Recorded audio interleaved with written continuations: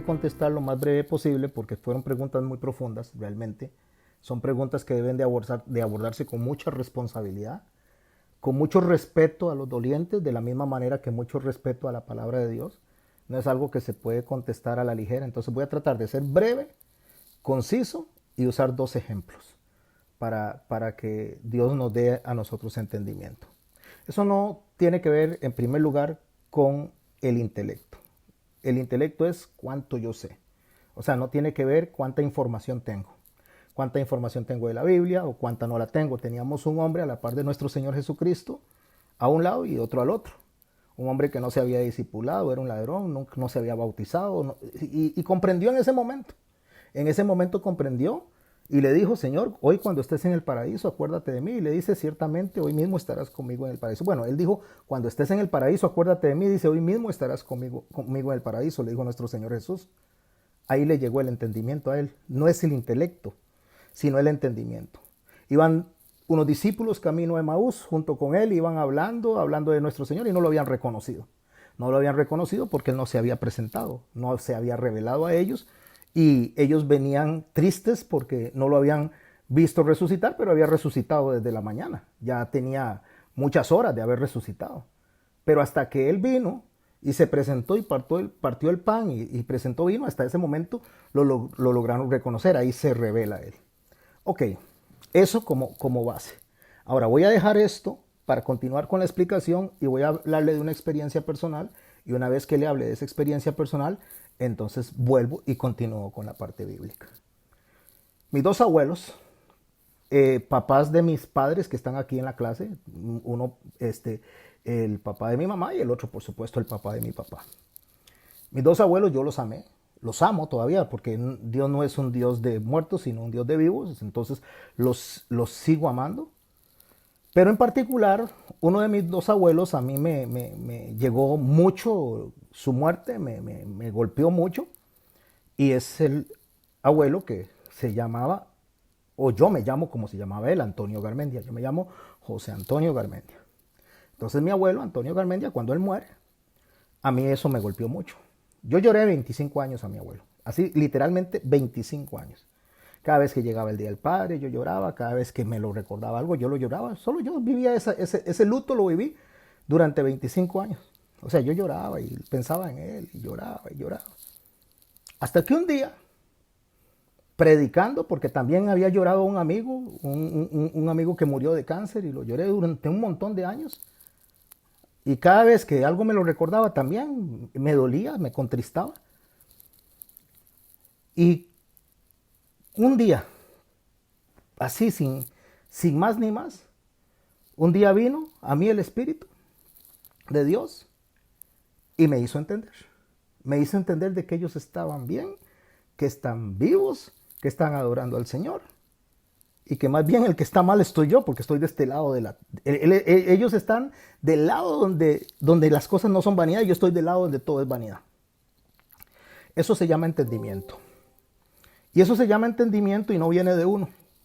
Cuando la palabra de Dios dice que Dios endurece el corazón, no es que Dios viene y dice: le voy a poner a este un corazón duro. No, sino que nosotros respondemos a la palabra de Dios según nosotros nos hayamos formado. Ahí sí entra la información. ¿Cuánto hemos aprendido del carácter de Dios? ¿Por qué lo lloré tantos años? Porque muy probablemente no había aprendido, no había llegado a la Biblia al punto donde me diera entendimiento para saber que mi abuelo estaba descansando en el regazo del Señor, y que eso no es de llorar, más bien eso es de gozarnos. Cuando usted alaba y adora a Dios, ahora que hemos experimentado eso, usted a través de teléfono o a través de mensajes, y todo ese dolor que ha pasado usted tan seguido con sus familiares, y que usted se goza y llora, sí, por supuesto que es natural, pero hay un gozo inexplicable. Eso viene a través de la misma respuesta que da el entendimiento. Yo fui a enterrar a uno de mis abuelos y después al otro, y el día que llegué y puse mis pies ahí, nunca más volví. ¿Y por qué nunca más volví? Porque eso de que vaya los 9 días, eso que vaya cada año, eso es estar atado a un muerto, cuando Dios dice que Él no es Dios de muertos, sino Dios de vivos. Entonces yo no volví ahí, Y yo estoy ahora en la esperanza de la resurrección, como se lo dijo el Señor a Marta. ¿Crees esto?, le dice. Sí, Señor, yo creo. El que dice, el que en mí cree, aunque esté muerto, vivirá. Eso es lo que hay que creer. Entonces yo creo no en los huesitos o en lo que se descompuso ahí. Yo creo en el alma que vive y habita en Cristo, y ese es el que voy a esperar. Yo no voy a esperar una persona que esté en un ataúd. Yo voy a esperar una persona viva, que está adorando a Dios. Pero ¿por qué pasa eso, Hazel? Y ahí entonces dejo esta experiencia que estoy hablando personal y vuelvo a la Biblia. ¿Por qué pasa eso? Porque nosotros tenemos que entender qué altares se levantan en la casa de nosotros. La casa me refiero al corazón. ¿Qué altar estamos levantando nosotros? Y nosotros levantamos altares humanos, altares paganos. Decía en una oportunidad un predicador hablando acerca de cuando se entra en un duelo, en un luto con las personas. Cuando se deja más del tiempo necesario, digamos, cosas que se hicieron alrededor de una vela, se convierte en un altar y después se convierte en un ídolo. Y entre más tiempo se deje, más difícil es soltarlo. Lo que quiero decir es esto. Si una persona viene y muere, nos reunimos en la noche, hablamos alrededor de ella, de lo que pasó, la experiencia que nos trae, la lloramos, pero una vez que se sepulta, se acabó. Se acabó porque ya no está aquí, está en Cristo. Pero si dejamos ahí, ejemplo, un par de velitas con una foto y la dejamos un día, la dejamos 2 días, la dejamos un mes, la dejamos 10 meses, la dejamos un año, cuando nos damos cuenta ya se convirtió en un altar y se convirtió en un símbolo de idolatría. ¿Por qué? Porque ya, como ha pasado tanto tiempo, ya no hallamos cómo quitarlo. Pero sabemos que la persona no está ahí. Pero aún así la seguimos llevando ahí. ¿Por qué? Porque ese es el altar que nosotros estamos levantando. Ese es el altar que nosotros ponemos. Estoy refiriéndome a la pregunta suya, a por qué algunas personas pasan llorando y llorando y llorando, porque levantaron un altar alrededor de la persona, no alrededor del creador que se llevó a la persona. Y para terminar esta idea, describo el altar y le doy el paso a Johnny y le doy el paso a Erna. Para terminar esta idea, ¿cuál es el altar que tenemos que levantar nosotros? El altar que se levantó en el desierto. ¿Qué había en el desierto? Estaba la tierra. Sobre la tierra se ponían piedras. Las piedras simbolizan el testimonio. O sea, las piedras simbolizan esto que está aquí. El Antiguo Testamento, que toca las piedras, es el pensamiento. Es en que se acostó Jacob y vio que ángeles subían y ángeles bajaban. Una piedra le sirvió de almohada prácticamente para entender que esa roca firme, que es Jesucristo, es sobre la que se pone la leña. ¿Cuál es la leña? La leña es toda la palabra que está aquí. Eso tiene que ser quemado para que nosotros podamos recibirlo a través de un fuego. Y sobre él se pone el cordero, que es Jesucristo. Entonces, el altar debe estar fundamentado con la piedra, que es Jesús, en la leña, que es Jesús y su palabra, el cordero que se va a quemar, que es Jesús, y el fuego, que es Jesús. Entonces, todo alrededor es alrededor de Jesús. Eso nos trae la paz que sobrepasa todo entendimiento, eso nos trae confianza, eso nos trae esperanza, eso nos aleja de los altares de la tierra, porque cuando Josué entró a la tierra prometida, Dios le dijo, derribe y limpie esos altares. Pero la gente construye sobre altares humanos una fe en Dios. Entonces por eso la gente no se puede desprender. No porque no sean salvos, porque eso solo lo sabe Dios. No vamos a caer en el error de decir quién es y quién no es.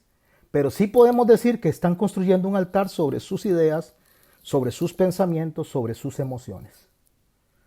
Yo he dicho en muchas oportunidades que yo pienso el día que si mi esposa falta antes que yo, ¿cómo sería mi vida? Son 40 años que vamos a cumplir juntos. Y para mí eso sería un caos, pero no sería un caos en cuanto a mi fe. Porque sé que ella se declara hija de Dios y eso sería un caos en la ausencia, en ese vacío que me causaría. Aquí están mis padres y cuando yo pienso que el día que mi papá y mi mamá falten, yo digo, bueno, para mí lo voy a llorar también. Pero eso no es para que yo me amarre, para que me ate. Porque si yo vengo, por decir algo, y agarro todas las cositas de mi esposa y las meto en una cajita y las pongo ahí al frente para recordarme de ella con una fotita arriba, entonces mi Dios, mi ídolo, se convirtió en ella y no Cristo. Mi Dios debe ser Cristo. Mi esperanza debe de descansar en Cristo, pero eso no lo da el simplemente decirme soy cristiano. Eso lo da el entendimiento que trae el Espíritu Santo en el momento que Él quiere. 25 años yo lloraba, cada día el Padre lloraba a mi abuelo. Y hoy no, hoy no, hoy yo me gozo de donde Él está y espero verlo. Y el día que muera mi papá, el día que muera mi mamá, si mueren antes que yo, porque podría ser que yo muera antes que ellos, me gozaré también en lo que ellos dicen ser y en lo que ellos declaran ser hijos de Dios. Me gozaré en eso, porque sería horrible para mí que digan que creen en el Dalai Lama.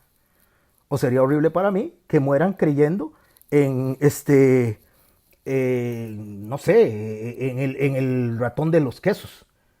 Pero si dicen que son creyentes, si se profesan creyentes, con todos los errores que tenemos nosotros, ellos y nosotros, por lo menos nos gozamos y nos abrazamos de que Cristo dice que un día Él va a venir con todas las personas que murieron en Él. Y eso nos debe traer esperanza.